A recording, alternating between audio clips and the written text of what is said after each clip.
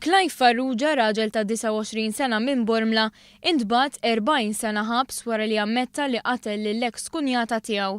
Minflok għadda ġuri, Clive Farrugia wieġeb ħati għall-akkuża li qatel lil Maria Teresa Vella ta' 62 sena. Dan għamlu baxar daqqiet ta' sikkina f'dara, f'wiċċa u fi spalleja. Din it-traġedja seħħet quddiem ibnu ta' 2 sentejn u nofs f'Bormla. Il-każ imur lura għal Mejju tal-2009 meta Farrugia mar fir-residenza tal-eks kunjata fit-triq San Ladru biex jara lit-tifel.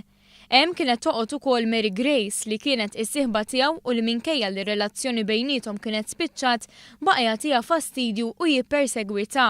Fil-fatt dakinhar kien inqal argument jaħraq bejn Farrugia u Mary Grace Vella, bint il-vittma, tant li huwa nfexx f'attakk vjolenti fuqha. Kien f'dan il-punt li l-om pruvat tiddefendi lil binta u spiċċat hi wkoll vittma tal-ġlieda.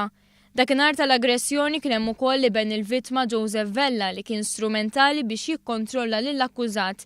Fil-fatt il-qorti semet kif kien grazzi għalih huwa l-ommu illi oħtu ma tilfitx ħajjitha wkoll.